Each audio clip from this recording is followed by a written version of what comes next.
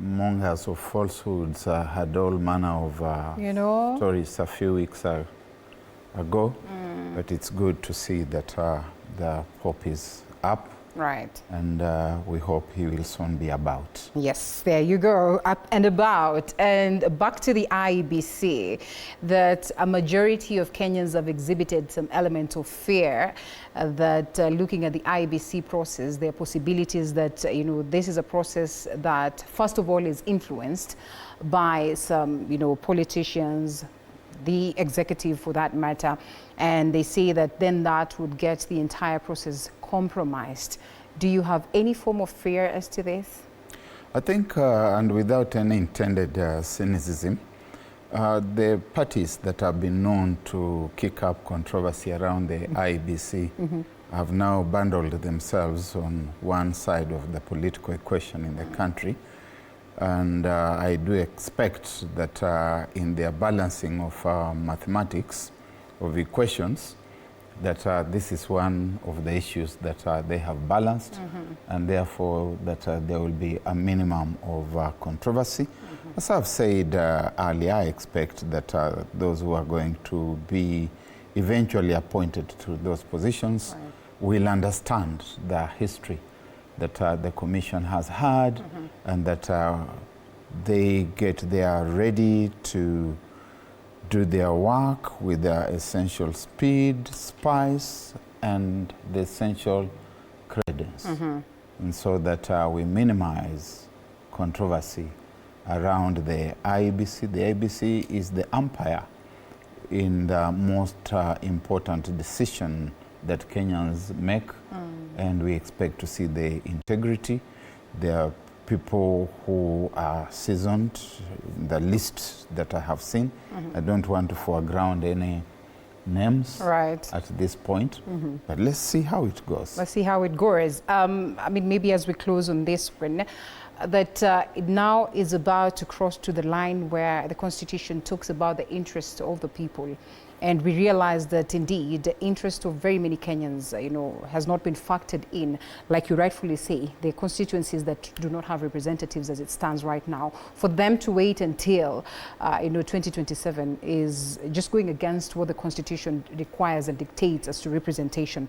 When you look at this, and you have mentioned that knowing Kenyans and knowing how we operate, there are possibilities that we could see people rushing to court to litigate on some of the matters and some of the factors, individuals that will have been picked at this very point.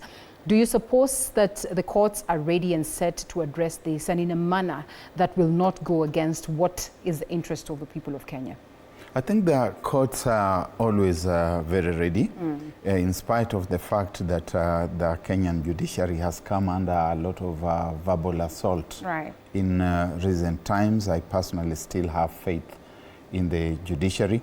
I think those who are inviting it under assault could also be having access to grind with the judiciary. They probably were used to a certain kind of judiciary in the past, which they also rolled their agendas through whichever way they wanted, and they do not seem to have that space just now. So I think the judiciary as judiciary is always ready.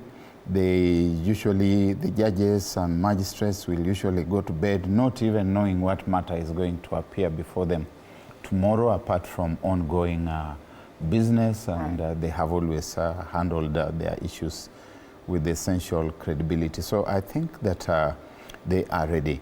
Meanwhile, for the IEBC, as soon as the commissioners get there, their very first task really should be to prioritize by-elections. There are people who have lacked representation for quite some time now, a number of parliamentary constituencies, a number of... Yes, and I think I asked that, so that means that has to happen almost immediately. That must be done. It doesn't wait for 2027? No, it can't. Okay. It must be done immediately.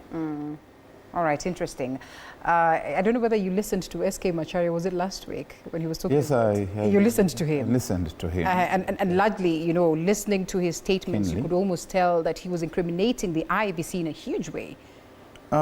He was probably talking about how the IEBC has been manipulated by certain forces, but I think he was also talking a lot more about the defunct bodies, like the Electoral Commission of Kenya, ECK, and Chairman Samuel Kivuitu, and the intrigues of those days, how they were told to go back to their offices and to change certain figures and the like.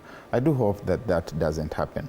But the big elephant, it's a very giant elephant in the room, it's not even about IEBC and how it conducts its business. It's really what happens in the post-election dispensation, whether people are willing to accept the results or not, and whether those who are declared winners can be allowed and allow themselves also to run the business of government without raiding other teams. You can see that the present team, called Team Kenya Kwanza, having recognized that it does not seem to have what it takes to run the affairs of state and government, has found it necessary to now get players from the other team. It's like these are things that people argue about in the English Premier League. If Arsenal seem to be going down, then they raid Man U and vice versa. I think that doesn't work, and the reasons that have been given are not compelling at all. That we want to run the country more efficiently and therefore we have a broad-based government. I think the opposition keeps the government best on its toes when it defines itself as opposition and remains in the opposition spaces. Otherwise, that which we are calling a broad-based government starts mutating into a broad-based conspiracy against the nation. Yes, and a broad-based roadmap or game plan is what we are looking at this evening. But before we close on that, the members of parliament are seeking to get constitutional amendments that would include Kenyans in the selecting of the IEBC commissioners. I mean, of course, not to say that those ones that are picked as the selection panel, are not Kenyans enough, but what does this mean? Is it public participation? Kenyans are already participating. They are given the opportunity to provide memoranda on the people whose names have been listed, and those names have been published. I think sometimes we become granular to a fault, and we fail to move forward.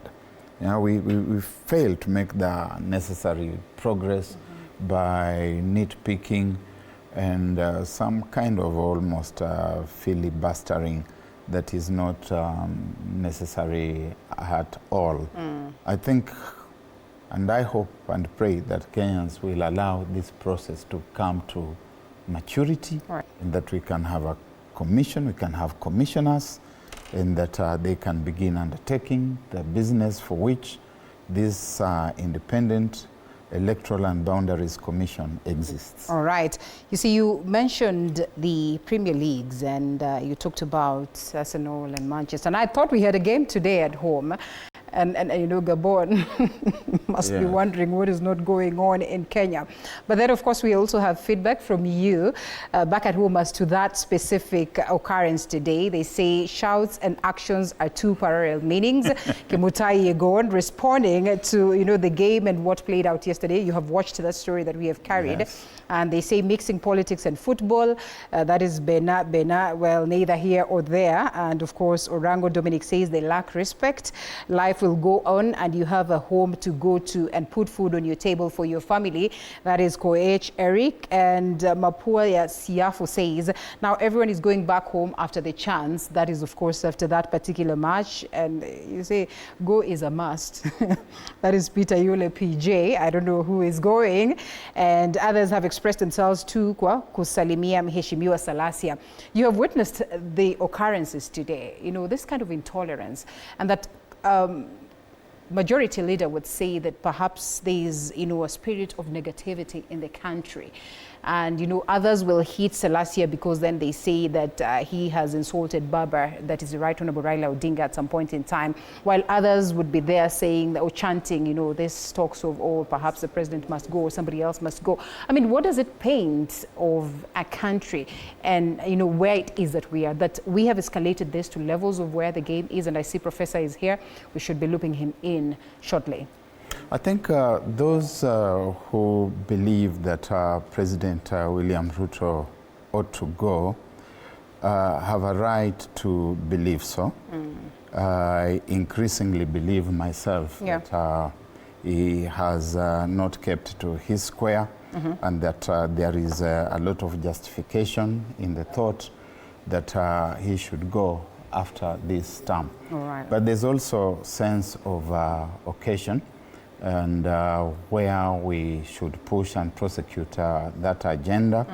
I would not mind if it is a sporadic kind of thing, but this one seemed to have been very clearly orchestrated with some individuals with megaphones and other sound amplifying equipment calling for Ruto must go. I believe that Ruto ought to go. In fact, I believe that Ruto must go. But I don't believe that that was the correct forum for prosecuting of that agenda. The manhandling of Peter K. Selassie was extremely unfortunate, and it's being conducted by individuals who purport to act in favor and support of Mr. Raila Odinga, and who characterizes himself as a Democrat. He must accept to be criticized. If the kitchen is too hot, then he should step out. Anyone and everybody who occupies public space must know that there is a price to pay for occupying that public space, and that price is being subjected to eternal surveillance and eternal vigilance by the public. So to rough up Peter K. Selassie and to tell him that Eshimu Raila, I think that must be condemned in the strongest possible terms.